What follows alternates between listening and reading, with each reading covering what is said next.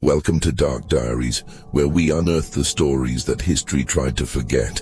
In the shadows of our past lie truths more unsettling than fiction. Tonight we journey into the Tennessee River Valley, where the ruin of three powerful families was orchestrated not by a phantom, but by a woman the law refused to see.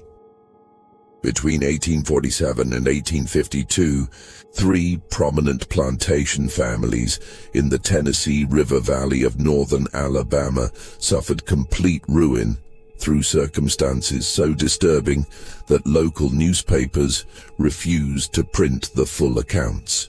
23 people died across these estates, some from fever, others from accidents that defied explanation, and several under conditions the county coroner described only as unnatural cessation of vital functions. The common thread binding these tragedies remained hidden in ledgers, letters, and testimonies that judges ordered sealed for over a century. At the center of every catastrophe stood one woman whose name appeared in ownership papers, household inventories, and eventually criminal proceedings, yet whose true story was deliberately obscured by families desperate to protect their reputations and a legal system unwilling to confront what her existence revealed about the foundations of Southern society. Before we continue with the story of Rachel, a woman whose intelligence and determination would expose the darkest contradictions of antebellum, Alabama, I want to invite you to join our community of truth seekers. Subscribe to Liturgy of Fear and hit that notification bell so you never miss these hidden chapters of American history. And please leave a comment telling us what state or city you're listening from. We love knowing where our audience connects with these forgotten stories. Now let's discover what really happened in those plantation houses along the river. What began as a routine estate transaction in the spring of 1847 would set in motion a sequence of events that three families tried desperately to stop, even as they found themselves powerless against forces they themselves had created. Limestone County in northern Alabama had prospered through the 1840s on cotton cultivation, with the Tennessee River providing convenient transport to markets in New Orleans. Three families dominated the social landscape of the county's eastern townships. The Rutledge family owned Fairmont, a 2,400-acre plantation worked by 87 enslaved people. Samuel Rutledge had arrived from South Carolina in 1838 with family money and connections to the state legislature. His wife Catherine came from Virginia with pretensions to aristocracy. Their household included 3 children, 2 sons at university and a daughter, Lydia, 19 years old, and attracting attention from neighboring planters' sons. 5 miles up river, James Havill maintained Riverside, a slightly smaller but more modern establishment. He was 43, served as county magistrate, and had political ambitions that required careful management of his reputation. His wife Margaret was 10 years younger, and they had 4 children. The third family, the Crenshaw household at Oak Ridge, operated with less pretense but greater efficiency. Daniel Crenshaw, a widow rower of 51, ran his 1,800 acres with meticulous attention to profit margins. His 3 children were grown, and his household focused entirely on agricultural production. In April 1847, Samuel Rutledge traveled to Mobile and stopped at an estate sale. Among the items being liquidated were 37 enslaved people. One caught his attention: a woman listed as Rachel, approximately 24 years old, described as house-trained, literate, accomplished in needlework and music, fluent in French and English. The listing noted her sale was by special decree and included an unusual stipulation that the purchaser must take her at least 100 miles from Mobile. The price was remarkably low, $400, when skilled house servants typically commanded $200 or more. Rutledge's interest was practical. His wife needed someone capable of training their daughter in social accomplishments. A French-speaking educated servant would address that need while serving as a status symbol. The low price and distance requirement suggested complications, but the auction agent assured him it was merely an estate technicality. Rutledge purchased Rachel and arranged transport to Limestone County. When she arrived at Fairmont 3 weeks later, Catherine expressed satisfaction. Rachel was tall, light brown skin and carried herself with unusual composure. She spoke with appropriate deference and demonstrated immediate competence. Catherine assigned her to work with Lydia, teaching French conversation and needlework refinement. For 6 weeks, everything proceeded smoothly. Rachel proved exactly as advertised, quiet, efficient, remarkably skilled at managing household dynamics. But by June, changes appeared. Lydia Rutledge began spending excessive time with Rachel, often whispering and falling silent when others approached. The household atmosphere shifted subtly. Conversations became stilted. Servants seemed tense. What no one knew was that Rachel had begun asking careful questions about cotton prices, which planters paid debts promptly, which families had marriageable daughters, which sons gambled or drank. Each question seemed innocent in isolation. But Rachel was assembling a detailed map of power relationships in Limestone County. She observed that Samuel kept a ledger of substantial gambling debts in his study, that he had begun borrowing against future crops at unfavorable rates. She recognized that Catherine's refined manner concealed financial anxiety. Most significantly, she saw that young Lydia possessed a romantic temperament and sheltered understanding of the world. Vulnerabilities that could be cultivated. By July, Rachel had become indispensable. Catherine relied on her for social obligations. Samuel appreciated her organizational efficiency. Lydia considered her a confidant. The other servants had accepted her presence. On July 14, 1847, Samuel sat in his study reviewing accounts, showing his financial situation deteriorating faster than he'd admitted to anyone. Rachel entered to bring coffee, and as she turned to leave, she paused. "Sir, if I may be so bold, I overheard you mention the Havill family at dinner. I served in a household in Mobile that had business dealings with Mr. Havill's brother. There are matters concerning that family's finances that you might find valuable to know." Samuel looked up sharply, then gestured to the chair across from his desk. Rachel sat and began speaking about Havill's business affairs. Specific details about failed speculations, concealed debts, partnerships with questionable men. She presented these facts without emotion, like reciting inventory. Samuel should have questioned how a house servant possessed such intelligence. He didn't. The information was too valuable, his desperation too acute. Over the next hour, her answers were consistently specific and verifiable. By the time she left, Samuel had decided to use Rachel's information to force Havill into a business arrangement that would solve his financial crisis. What he didn't understand was that he had just made himself dependent on a woman who had spent 8 years methodically destroying the 3 families who owned her before the Rogates and who had been sold with a distance requirement because authorities in Mobile finally recognized the pattern but lacked legal grounds to do anything except force her removal. The storm that broke over Fairmont that night split the oak tree near the main house down the center. July 14, 1847, marked the beginning of a sequence of tragedies that would eventually require intervention by the state legislature and create legal precedents concerning the prosecution of enslaved people for crimes that existing law could barely conceptualize. Samuel Rutledge initiated his plan with confidence born of desperation. On July 22nd, he called upon Havill under pretense of discussing equipment investments. After formalities, Rutledge mentioned disturbing rumors about land speculations Havill had undertaken in 1845, including specific details that made clear his knowledge was precise. Havill's hands tightened on his chair.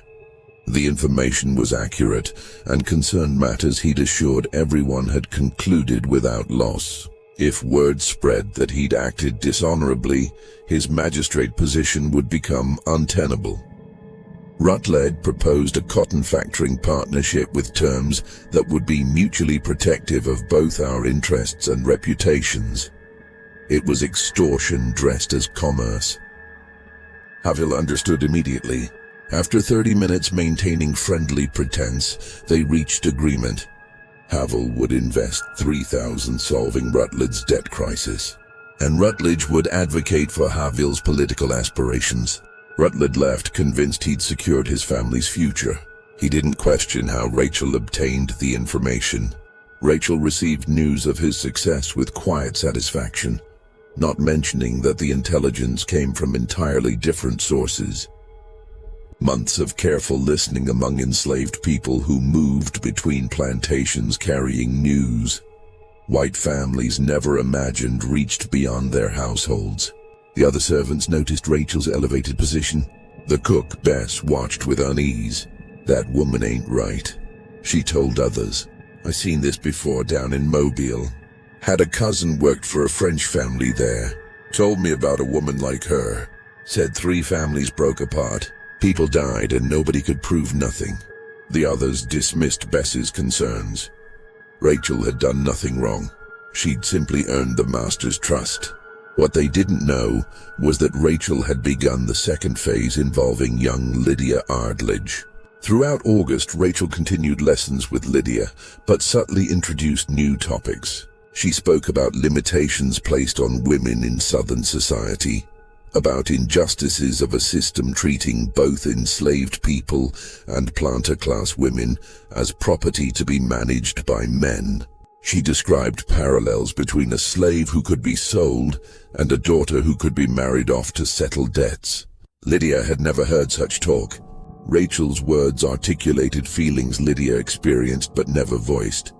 Resentment at having no control over her future. Frustration at being valued for marriageability.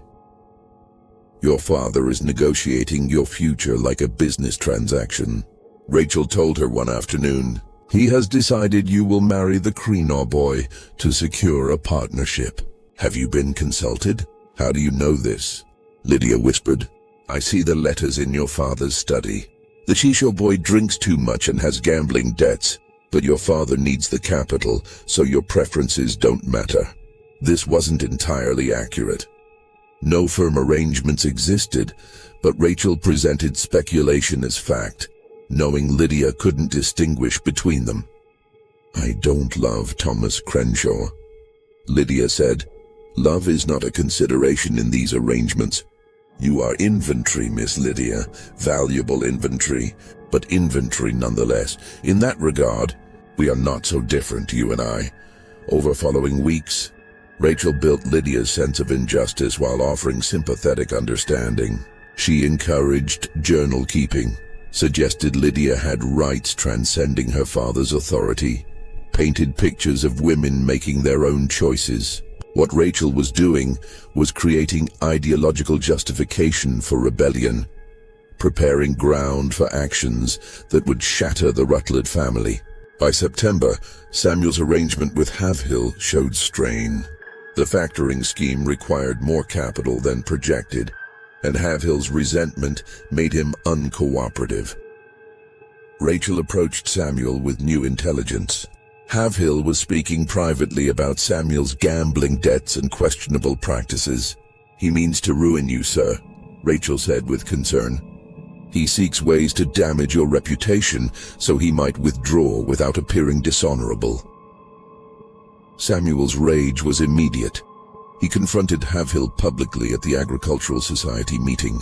The confrontation became scandal, 2 prominent citizens descending into open warfare. Rachel had achieved exactly what she intended, conflict that would consume both families, while she continued work with Lydia. On September 18, 1847, Lydia disappeared from Fairmont. She left a note about rejecting her father's plans and seeking a life of her own choosing. The note contained phrases Catherine immediately recognized as foreign to Lydia's voice, language about natural rights and female autonomy. The plantation erupted into chaos. Samuel organized searches. Catherine collapsed with nervous exhaustion. Every enslaved person was questioned, some beaten. Rachel expressed appropriate shock and grief, claiming no knowledge of Lydia's plans. She appeared genuinely distressed, weeping convincingly. The search continued 3 weeks. Notices appeared in newspapers. Rewards were offered. Havil spread rumors that Rutledge's poor household management had allowed his daughter to be corrupted by dangerous ideas. The truth was darker. Lydia hadn't left entirely of her own accord. Rachel had spent months preparing her psychologically, then arranged her departure through contacts in the clandestine network of free blacks and escaped slaves. Lydia believed she was asserting independence. In reality, she'd been manipulated into an action that would destroy her family standing while achieving Rachel's objective. Chaos that would blind the Routages to broader developments. Because while they searched desperately, Rachel had begun cultivating her next target. She'd met Daniel Crenshaw at an August social event and impressed him with intelligence and bearing. Crenshaw, whose household lacked female presence, found himself drawn to acquiring a servant of Rachel's accomplishments. In late September, he approached Samuel with an offer to purchase her. Samuel, desperate for capital to fund the search, and increasingly paranoid, agreed to the sale. Rachel was transferred to Oakage for $900, more than twice what Samuel paid, representing significant profit when he desperately needed funds. Rachel departed Fairmont on October 3, 1847. Behind her, she left a family in ruins, Lydia missing, Samuel's arrangements collapsing, Catherine's health broken, the household's reputation destroyed. Bess stood at the kitchen door and made the sign against evil. "Lord, have mercy on the Shaw family," she whispered. "That woman carries destruction like a plague." She wasn't wrong. Rachel had already begun her work at Oakage, and Daniel Crenshaw, who prided himself on practical sense and immunity to female manipulation, had no idea he'd just purchased the instrument of his own destruction. The October rains came early that year, isolating the plantations from each other. In that isolation, Rachel settled into her new home and began observing the Kishore family, with the same clinical attention she'd brought to the Rutledges. She had destroyed one family, 2 more remained, and the most devastating phase had not yet begun. Daniel Crenshaw's Oakage operated with austere efficiency. Since his wife's 1842 death, he'd stripped away social pretensions and focused on agricultural production and profit. His 3 children, Margaret, 23, William, 21, and Samuel, 19, had been raised with emphasis on practical skills and business acumen. Rachel recognized immediately that Oakage presented different challenges. Daniel wasn't easily manipulated by refined accomplishments or feminine charm. He valued practical competence. His children, particularly Margaret, were better educated and more observant than Lydia Rutledge. Rachel adapted. She became indispensable through quiet efficiency rather than conspicuous skill. She managed accounts with meticulous accuracy, identified expense reductions, demonstrated understanding of agricultural economics. Within weeks, Daniel found himself consulting her on matters beyond household management, crop rotation, cotton market trends, equipment purchases. This troubled Margaret, who'd managed the household since her mother's death and resented displacement by a new servant. Margaret was intelligent and practical like her father, but she also possessed something others lacked: suspicion of Rachel's too perfect competence. "Father, do you not find it strange?" Margaret said one November evening, "that this woman possesses education far exceeding what one would expect from someone sold at such low price." The Rutledge catastrophe began shortly after they acquired her. Perhaps that is coincidence, but perhaps not. Daniel dismissed his daughter's concerns. The Rutledge catastrophe resulted from Samuel's poor business practices. "Rachel has been nothing but an asset. I'll not indulge in female hysteria about coincidences." Margaret said nothing further, but began watching Rachel closely. She noticed small things: How Rachel's eyes tracked conversations, the subtle questions she asked field workers, the careful attention to correspondence and visitors. Margaret couldn't identify anything specifically wrong, but she developed growing conviction that Rachel was studying the family for purposes having nothing to do with household management. What Margaret couldn't know was that Rachel's strategy for this family required more patience and different techniques. Daniel couldn't be manipulated through social insecurities because he had none. His children couldn't be turned through emotional vulnerability because they'd been raised to value reason over sentiment. Rachel needed to identify genuine weaknesses, not create them. She found what she needed by early December in the plantation's financial records. Daniel had been borrowing small amounts regularly, not large sums, but patterns suggesting ongoing financial pressure, despite apparent profitability. He was paying interest at rates that would become unsustainable within 2 years. Rachel noticed the cycle. At Crenshaw's, they were getting into something more expensive, something they had to sneak around with loans. She took her time to figure it out well into December. By then, she discovered the answer. They were trying to buy more land at Oak Ridge to make it about twice the size. But the costs were high, and they didn't have enough money for it. They thought the cotton prices would remain high, which would help them pay off the debt before it took all their own. This was important info, but Rachel didn't act fast for nothing.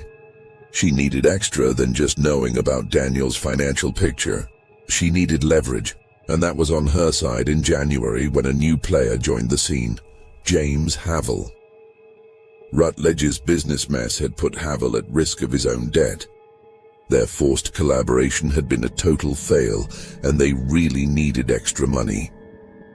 By now, Rachel knew exactly who to turn to. Crenshaw and Daniel had already shown her that they were willing to play a game, and that's precisely what she wanted. The only question was how to get her foot in the door herself. So there's this guy named Daniel Crenshaw, ain't he the most financially stable farmer around? Now, around January, he got himself a buddy named Havill and proposed forming a factoring deal. At first, Rachel didn't pay too much attention to him, but when he started offering ridiculously good terms, she kinda had a feeling. You see, he was so desperate for cash that he was willing to compromise on his land. After Havill went away, Rachel had a chance to chill with Daniel a bit. She didn't want to mess with his reputation, though. Sir, I don't presume to involve myself, but when I served at Fairmont, I learned that Mr. Havill destroyed Mr. Rutledge through deliberate manipulation and false dealing. The partnership became a trap that ruined the Rutledge family. This was complete reversal of the story she told Samuel 6 months earlier. The contradiction didn't matter because the two men couldn't compare notes. They were consumed by mutual hatred Rachel helped cultivate. Daniel listened with interest. Over following days, Rachel continued feeding his suspicions with carefully placed comments. She never pushed too hard, but steadily built a case that partnering with Havill would be dangerous. Daniel ultimately rejected Havill's proposal. Havill departed, convinced someone had poisoned Crenshaw against him, and his suspicions naturally fell on the Rutledge family. Rachel had now engineered three-way hostility between the county's most prominent families, but this was still preparation. The actual destruction she planned required one more element: exploitation of a secret none of them knew existed.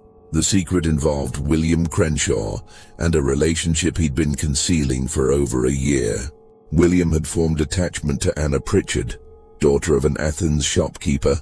Far beneath the social station Daniel expected for his son's match. William planned to present the situation as established fact after quietly marrying the girl. Rachel learned of this through her network among enslaved people, moving between town and countryside. By mid-February, she possessed complete intelligence, meeting times, letter contents, plans for a March wedding. On February 19th, Rachel arranged for Daniel to discover his son's secret in the most damaging way. She ensured a letter from Anna to William was delivered when Daniel was present and William was not. She made certain Daniel saw the letter, not through obvious action, but through creating circumstances making discovery seem accidental. Daniel's rage was immediate and comprehensive. That evening when William returned, he confronted his father's fury. The argument was devastating. Daniel demanded William end the relationship. William revealed he'd already married Anna 2 weeks earlier. The girl was pregnant. The marriage was legal fact. Daniel responded by disinheriting his son and ordering him to leave immediately. William departed that night, expelled from his family and stripped of expected inheritance. Margaret and Samuel tried mediating, but their father was implacable. Rachel watched these events with satisfaction. The Crenshaw family was now fractured. Daniel's reputation for practical wisdom was damaged. The family's internal unity, its greatest strength, had been shattered. But Rachel wasn't finished. The Crenshaw family's destruction required external pressure, exploiting the fractures she'd created. That pressure arrived in March 1848. A man named Josiah Fletcher appeared, claiming to represent New Orleans creditors, holding notes on Crenaw's concealed borrowing. Fletcher demanded immediate payment of $8,000, exceeding Seashaw's liquid assets, and requiring him to either sell land or reveal to his children he'd mortgaged their inheritance. Fletcher's arrival wasn't coincidence. Rachel had arranged it through her network, providing intelligence about Crenshaw's debts to people who could exploit it. Fletcher was exactly what he claimed, legitimate creditor representative, but the timing and aggressive collection had been orchestrated to maximize pressure on an already destabilized family. Daniel, facing financial ruin and family collapse simultaneously, made a catastrophic decision. He would pay the debt by selling a significant portion of his enslaved workforce, 20 people, including families who'd worked at Oakage for over a decade. The sale took place March 28, 1848, conducted rapidly without regard for keeping families together. The enslaved community watched families torn apart, parents separated from children. Rachel observed with no visible emotion. She'd caused this deliberately, with full understanding of the human cost. 20 lives destroyed to serve her larger purpose. Complete dismantling of the Seashaw family's position. Margaret was present at the auction, and for the first time she saw Rachel's face slip momentarily. Not emotion, but calculation. Margaret recognized that Rachel had orchestrated everything. Her brother's expulsion, her father's financial crisis, the brutal auction. That evening, Margaret confronted Rachel directly. "You did this. My father's troubles, William's exposure, all of it. You arranged it somehow." Rachel met her gaze without flinching. "Miss Margaret, I'm a piece of property. I have no power to arrange anything. Your family's troubles come from your father's decisions and your brother's deceptions." "You're a liar and a manipulator," Margaret said. "I will prove what you've done, and when I do, you will hang for it." Rachel smiled briefly. "To prove that, Miss Margaret, you would need to acknowledge that an enslaved woman outwitted 3 prominent planter families. You would need to admit your father was manipulated by his property. You would need to reveal to the entire county that you were destroyed by a woman you claim has no power. Do you really believe your pride would allow such admission?" Margaret had no answer because Rachel was correct. Exposing Rachel's role would require admitting humiliation worse than the destruction itself. Margaret left knowing the truth but powerless to act. Rachel remained at Oakage, her position more secure because Daniel, desperate to maintain some illusion of control, had come to depend on her competence even as she engineered his destruction. By April 1848, the pattern was becoming visible. 3 families had all suffered catastrophic reverses within months. All had business connections that turned poisonous, and all had at some point employed a woman named Rachel, whose presence coincided with their troubles. But visibility didn't equal proof, and proof didn't equal justice. Alabama's legal system had no framework for prosecuting a slave for orchestrated social destruction. Rachel had broken no laws authorities recognized. She'd killed no one, stolen nothing, committed no physical violence. The devastation in her wake was caused by white men's decisions. As spring turned to summer, Rachel prepared for the final phase involving James Havill, and resulting in deaths forcing the legal system to finally confront what she was. But that confrontation would come too late to save the families she'd destroyed. James Havill's situation by mid-1848 had deteriorated to desperation. The collapsed Rutledge partnership, followed by Crenshaw's rejection, left him financially exposed. Riverside was barely operational. He needed capital quickly before whispers became common knowledge, completing his ruin. In June, Edmund Fairbanks, a cotton factor from Mobile, expressed interest in forming partnerships with local planters. Havill saw salvation. Fairbanks had capital and European market connections. A partnership would solve his crisis and potentially restore his reputation. Negotiations proceeded well, and by early July they'd reached preliminary agreement. During Fairbanks's visit, Havill mentioned needing capable household management. Fairbanks suggested his factor's office might help locate suitable servants. As they discussed this, Crenshaw's name came up.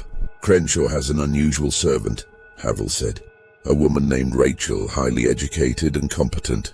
She's said to have almost supernatural abilities in household management and business affairs." So, Havill got involved with some Oakage stuff, and the guy who got interested was Fairbanks. They went over to Oakage, right? And Rachel turned up. Rachel, whatever her deal is, was totally down. She was like, "Hey, I'm cool with seeing all this stuff." So then it went private and, oh man, it was just weird because there was no one there. Later on, Fairbanks came out and said it was kinda weird how she asked for a little bit of time on a tiny thing. Like she was talking about this huge debt thing that y'all owed and stuff. But she kept talking about it, and it felt to me like she was just trying to show off how great she was. Don't get me wrong. Nobody's perfect. No one's perfect. We all have our little quirks, right? I think it's just kind of hard to watch, honestly. She spoke like a lawyer presenting a case. Fairbanks later told investigators she had specific facts, dates, amounts. She told me Havill was trying to trap me in a partnership, making me responsible for his debts while he extracted my capital. She said she was telling me this because she recognized I was an honest businessman being deceived. Fairbanks, shaken, demanded Havill provide documentation refuting Rachel's claims. Havill couldn't because the claims, while exaggerated, were rooted in enough truth that complete refutation was impossible. The partnership collapsed immediately. Word soon spread that James Havill was a man to avoid. Havill's rage when he learned Rachel sabotaged his last chance was volcanic. He confronted Crenor, demanding the woman be punished. Crenshaw, who had his own reasons to be wary but couldn't admit being manipulated by his property, defended her actions. The argument became public spectacle. Both men said things that couldn't be unsaid. By the time they separated, any cooperation possibility was permanently destroyed. Rachel had now orchestrated complete hostility between three powerful families, but she'd also drawn direct attention to herself as an actor rather than peripheral presence. Margaret Crenshaw's suspicions were now shared by others. Havill began making inquiries about Rachel's history, tracing her previous ownership back to Mobile. What he discovered was disturbing. Rachel had been owned by French Creole planter Louis Delacroix, but circumstances of that ownership were wrapped in rumors and sealed legal proceedings. Havill learned Delacroix's family had been destroyed by business failures and personal tragedies between 1843 and 1846. Before Delacroix, Rachel had been owned by the Beaumont merchant family, which also suffered catastrophic losses. Before the Beaumonts, records showed ownership by the Robichaud plantation family in southern Louisiana, ruined by events in the early 1840s. The pattern was clear. Every family owning Rachel suffered complete destruction within 2 to 3 years. Havel brought this to County Sheriff Thomas Yarborough, demanding investigation. Yarrow listened and was troubled, but faced immediate legal difficulties. "Mr. Havill, what exactly are you accusing this woman of? She hasn't stolen anything, poisoned anyone, physically harmed anyone. You're describing business failures and family troubles that happened to people who owned her. That's not a crime under any law I know. She orchestrates disasters," Havill insisted. "She studies families, identifies weaknesses, then deliberately causes their destruction through manipulation and damaging intelligence. Even if I could prove that, which I can't, there's no statute making such behavior criminal. You're asking me to prosecute a piece of property for being smarter than the white men who owned her." This was the fundamental legal problem that would plague all subsequent attempts to address Rachel's actions. The law recognized slaves as property without agency. It could punish physical crimes but had no framework for addressing sophisticated psychological manipulation. Frustrated, Havill took different approach. In August 1848, he offered to purchase Rachel from Crenshaw for $2,500, a substantial sum indicating his obsession with controlling or destroying her. Crenshaw refused. Havill then attempted to have Rachel forcibly seized on grounds she was dangerous property threatening public safety.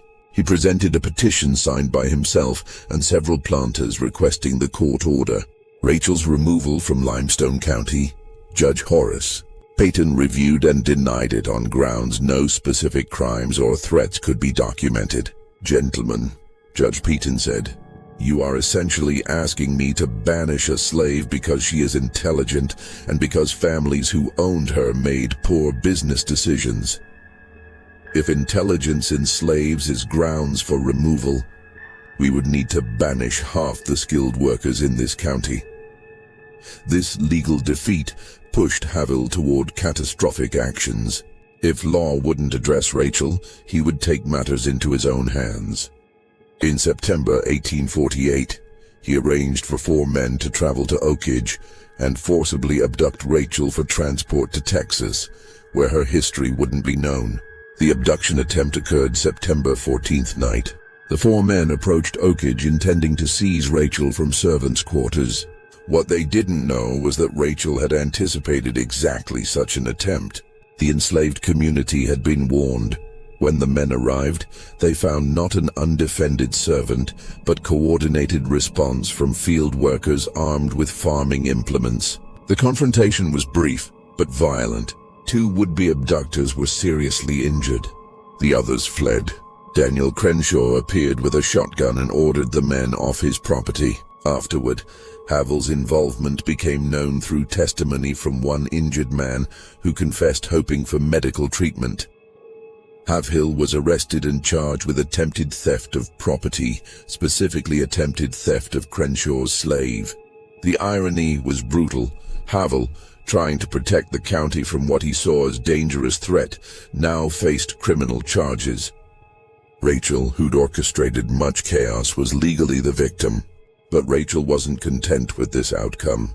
The abduction attempt had given her an opportunity she'd been waiting for. Because what no one understood yet was that Rachel had deliberately provoked Havill into attempting the abduction, had ensured it would fail, leaving him criminally exposed, and had positioned herself to complete the destruction of all 3 families in a final sequence beginning in October 1848. The mechanism involved something growing in the background. Genuine affection between herself and Samuel Crenshaw, Daniel's youngest son. Samuel was 19, idealistic, and unlike his father or siblings, he'd come to see Rachel not as property, but as a person of remarkable intellect trapped in an unjust system.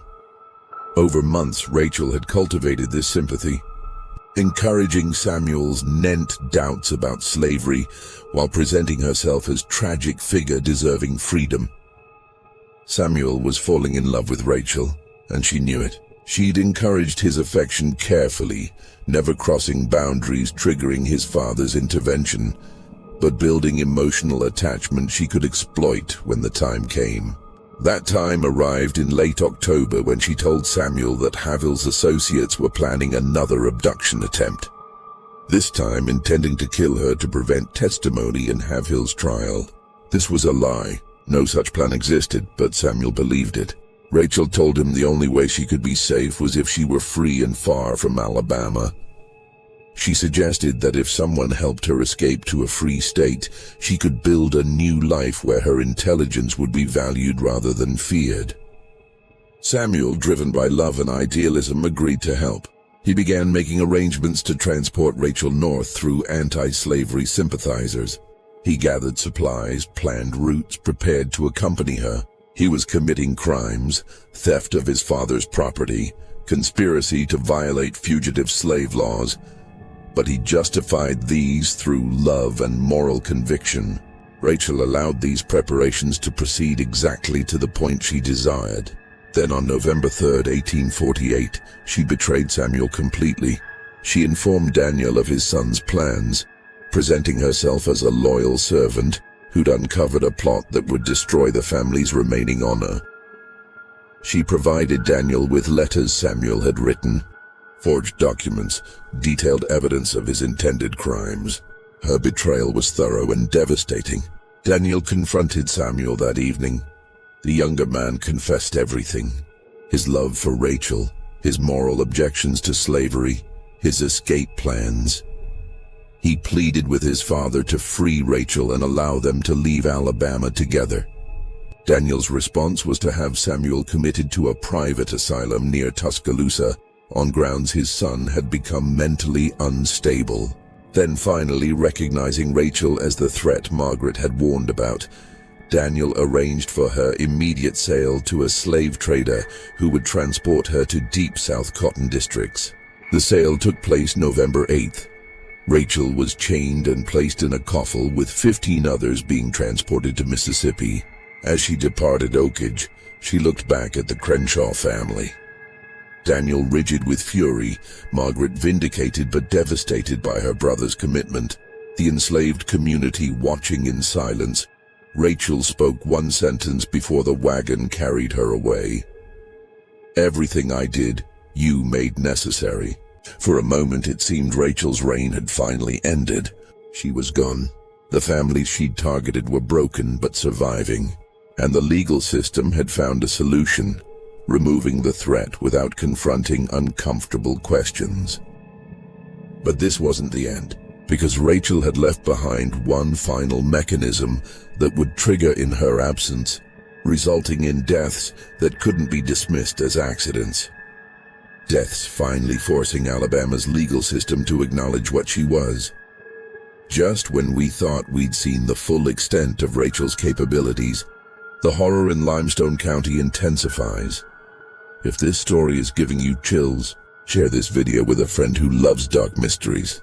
Hit that like button to support our content, and don't forget to subscribe to never miss stories like this. Let's discover together what happens next. The first death occurred November 23rd, 1848, exactly 15 days after Rachel's departure. James Havill was found dead in his study at Riverside, apparent victim of self-inflicted gunshot. Circumstances suggested suicide. Havill was alone when the shot fired. The weapon was his own pistol, and he'd left a note expressing despair over his impending trial and financial collapse. Margaret Havill immediately challenged the suicide explanation. She insisted James would never have taken his own life. She pointed out he'd been working on legal defense strategies and expressed confidence in acquittal days before.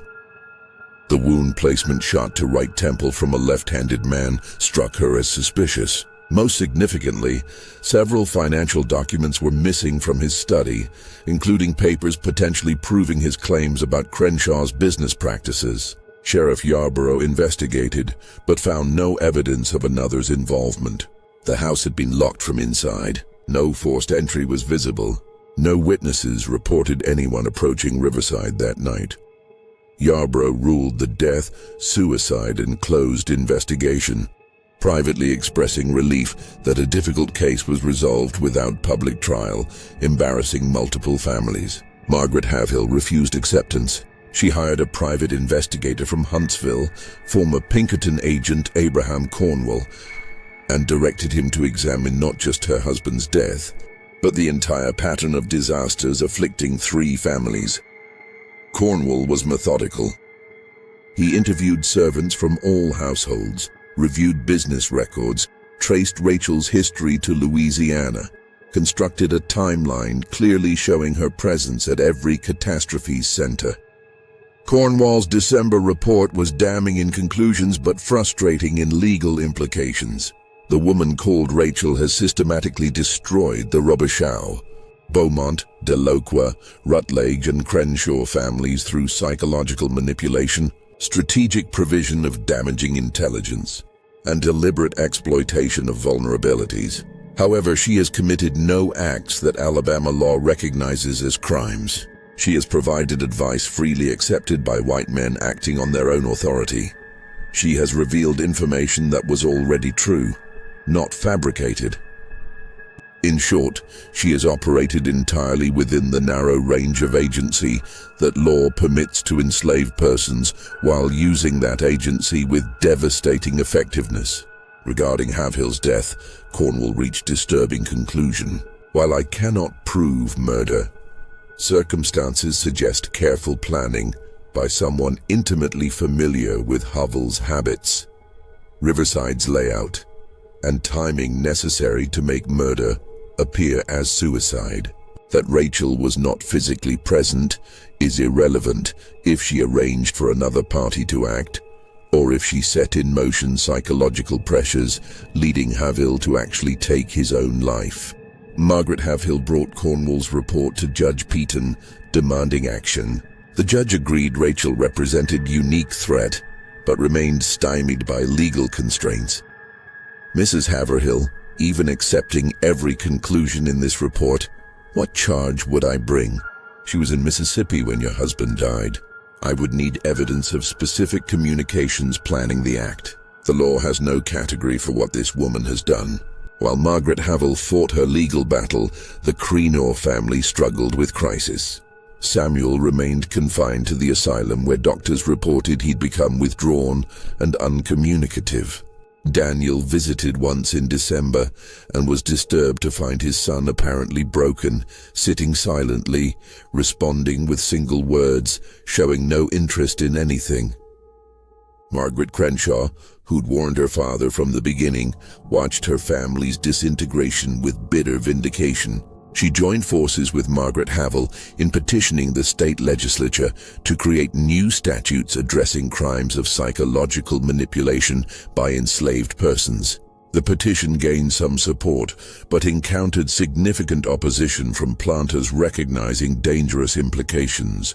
If law acknowledged enslaved people could commit crimes through intelligence rather than physical action, it implicitly acknowledged their agency and rationality, qualities the entire slavery system depended on denying.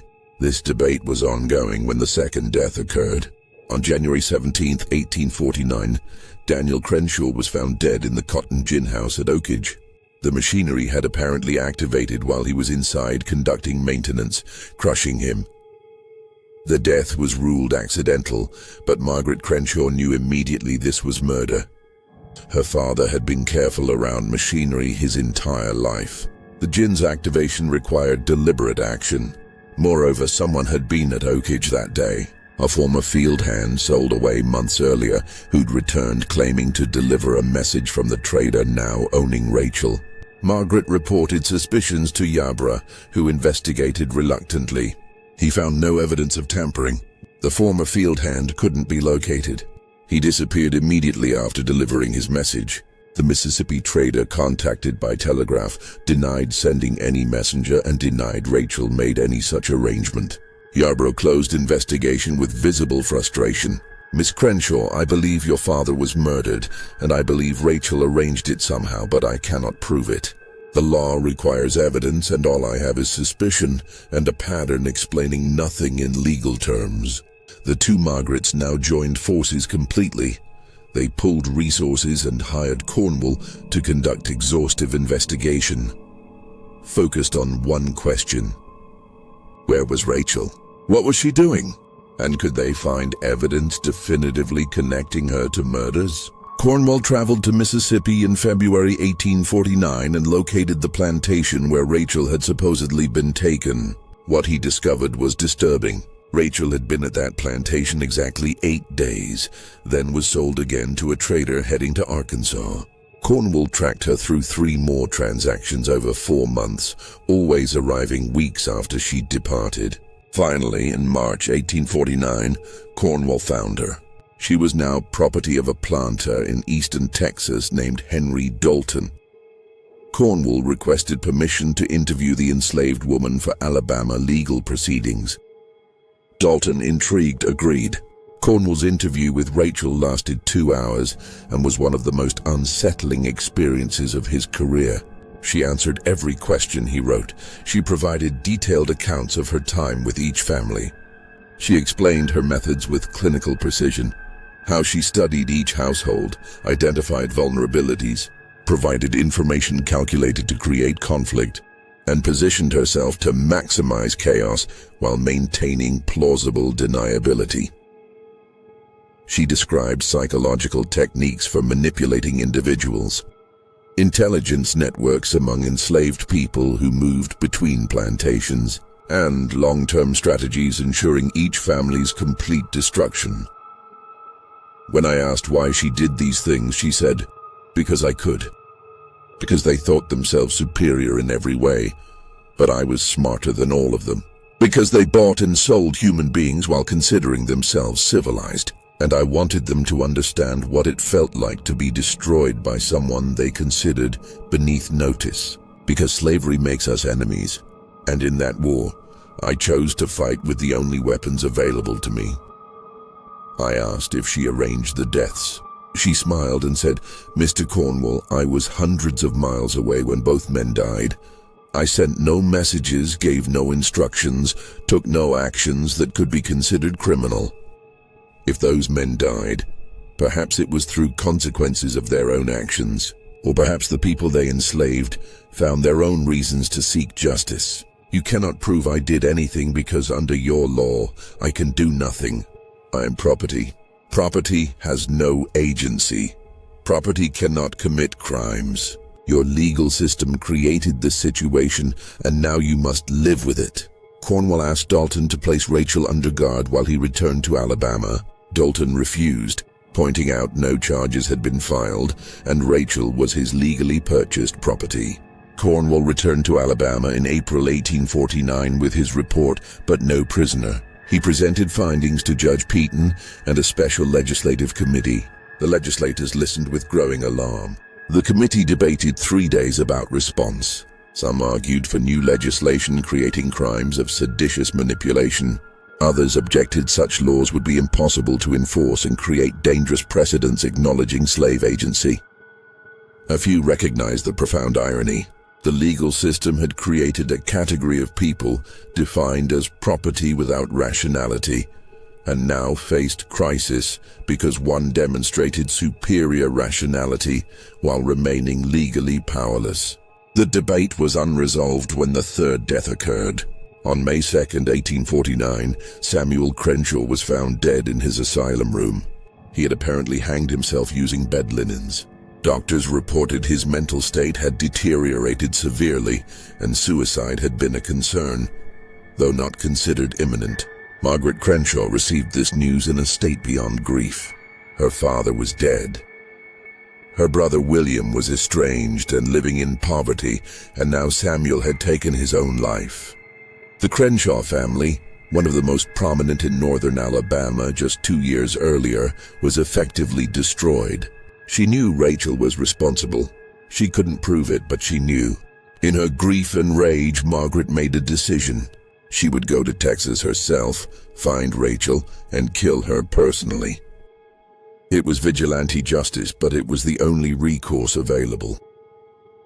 Margaret departed for Texas on May 15, 1849. carrying a loaded pistol and determination to end Rachel's reign, even if it meant sacrificing her own life and freedom.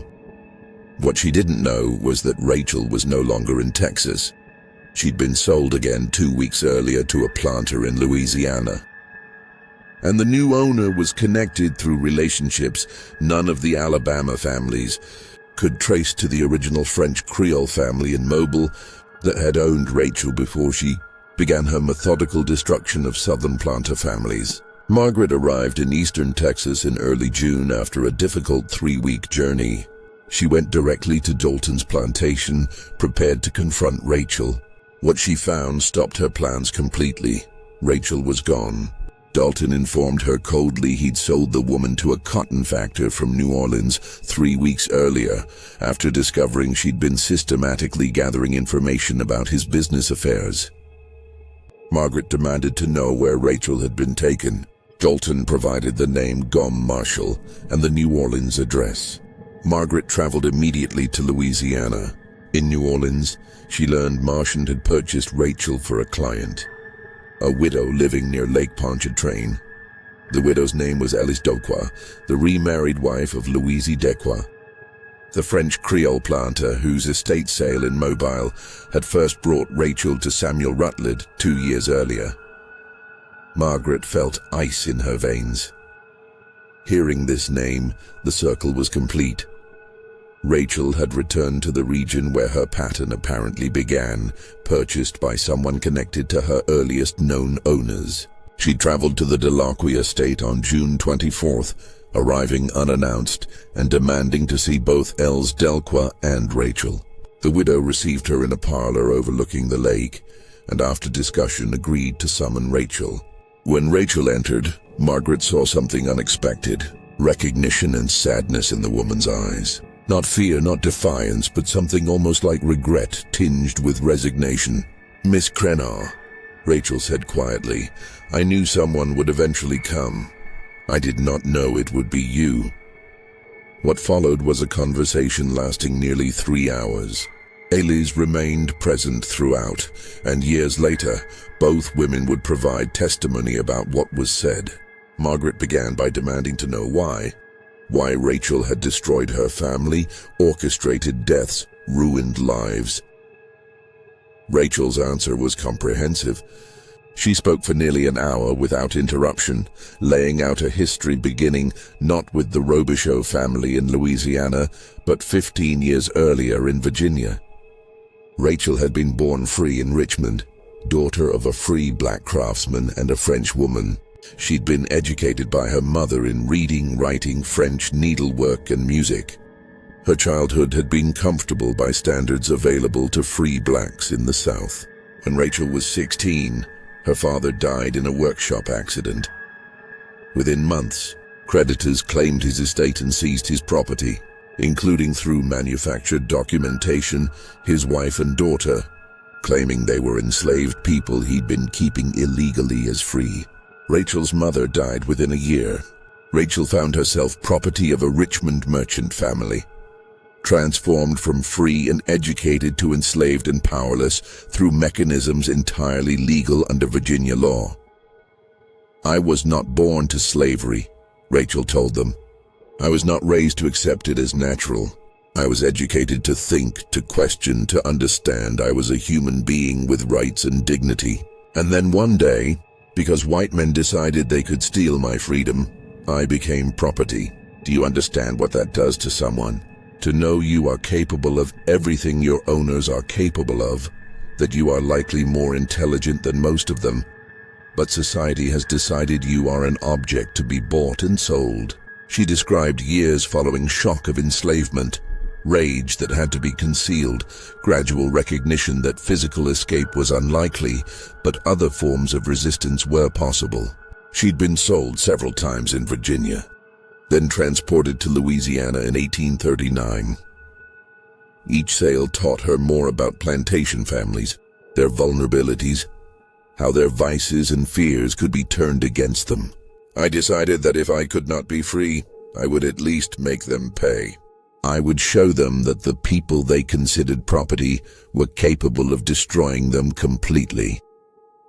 I would prove their assumptions of superiority were delusions, and that their power came not from inherent worth, but from legal structures that could not protect them from someone who understood those structures better than they did. She described her methods: observing families for months, learning secrets, identifying weaknesses, mapping relationships, sustaining their power.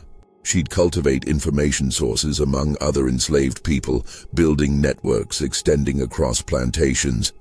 She'd position herself as indispensable through genuine competence, ensuring owners came to trust her. Then she'd begin destruction, sometimes providing accurate intelligence to the right people at the right time, turning allies into enemies. Sometimes encouraging vulnerable individuals towards self-destructive actions. Sometimes requiring patience, planting seeds that would grow over months before bearing poisonous fruit, always maintaining plausible deniability, ensuring nothing could be traced back to her in ways the legal system would recognize as criminal. The beauty of it, Rachel said with something like pride, was that I never had to lie. Everything I told each family was true. I simply chose which truths to reveal and when. Samuel Rutledge's gambling debts were real. James Havehill's business betrayals were real. Daniel Crenshaw's financial overextension was real. I did not create their weaknesses. I simply exploited them with strategic precision. Margaret interrupted, voice shaking. And the deaths? My father, James Havill, my brother Samuel, were those also just strategic exploitation? Rachel was silent before answering. Your father's death was not my direct action, but it was my design. I arranged for information to reach certain people who had their own reasons to want him dead, debts he had not paid, promises he had broken. I ensured his movements were predictable and the Ginn house would be unguarded at a particular time. Someone acted on that information. I do not know who. Havill was similar. I never instructed anyone to kill him, but I ensured his despair was complete, that he saw no path forward, and that certain individuals knew he possessed documents threatening them.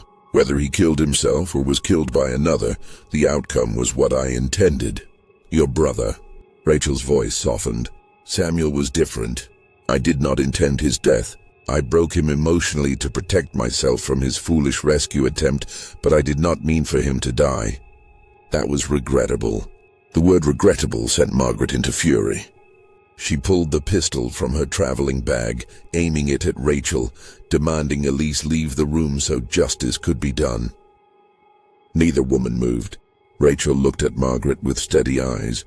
You will not shoot me, Miss Crenshaw, because if you do, you will never know the rest of the story, and you will never understand why Madame Delacroix purchased me specifically to hear my confession. Margaret kept the pistol trained, but demanded explanation. Elise provided it.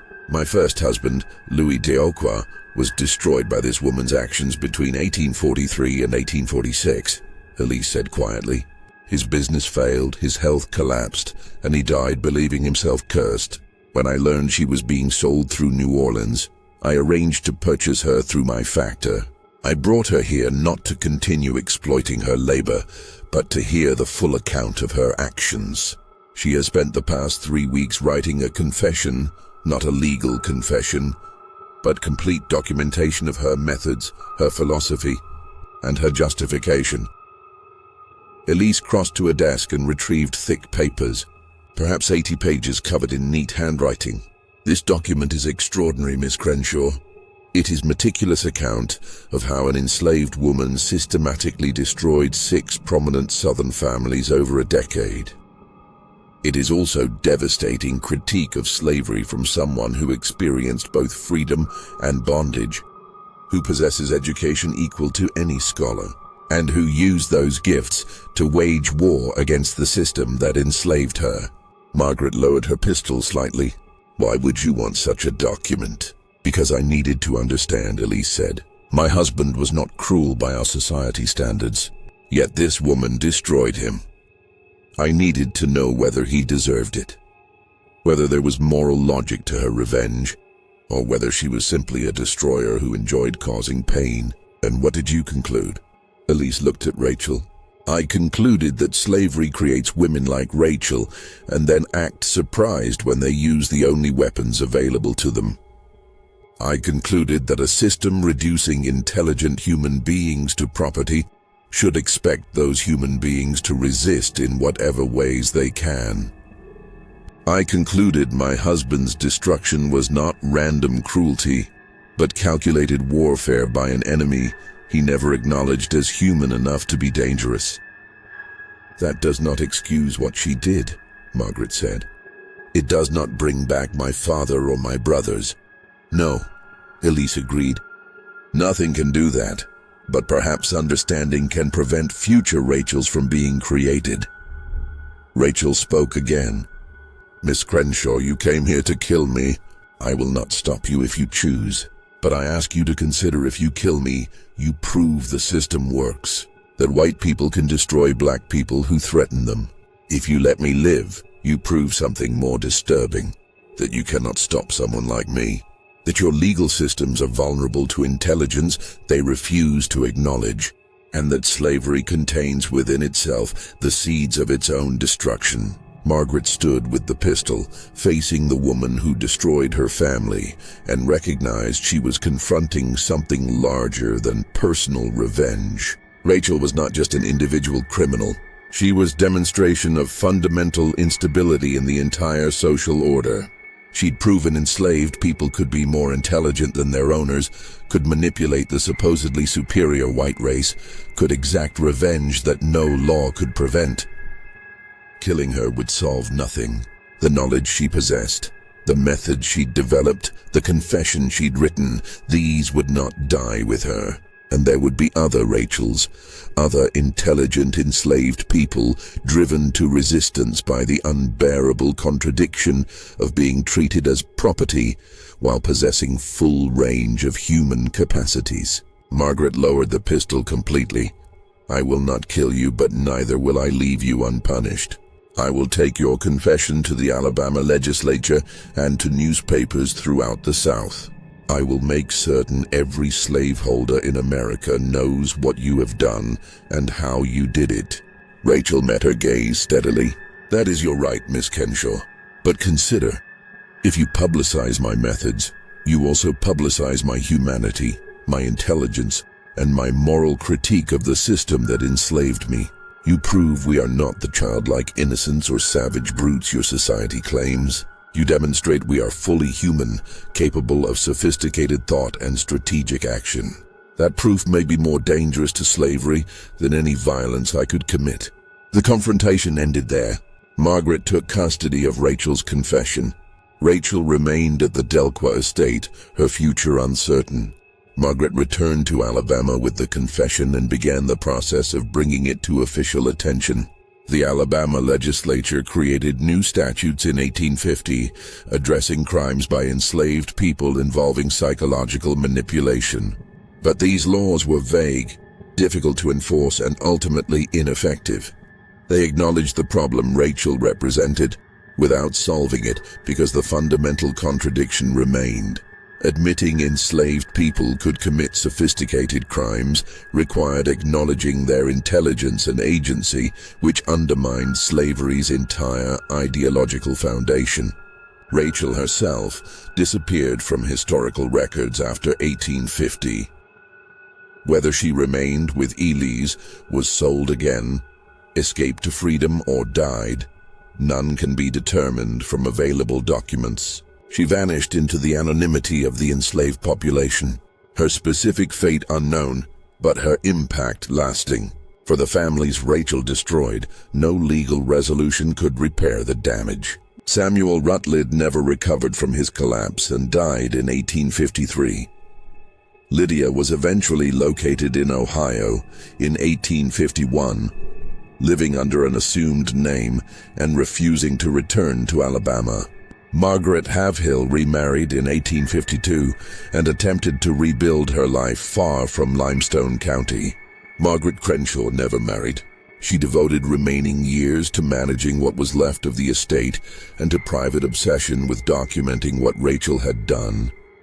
In 1867, after the war ended slavery, Margaret wrote in her journal, "I have spent 18 years trying to comprehend that woman. I understand her methods now and her motivation. What I cannot reconcile is that I find myself almost admiring her, even as I hate her for what she did to my family. She was an enemy of great intelligence and determination, and she won our war completely." Margaret died in 1871, leaving behind boxes of documents related to Rachel's case.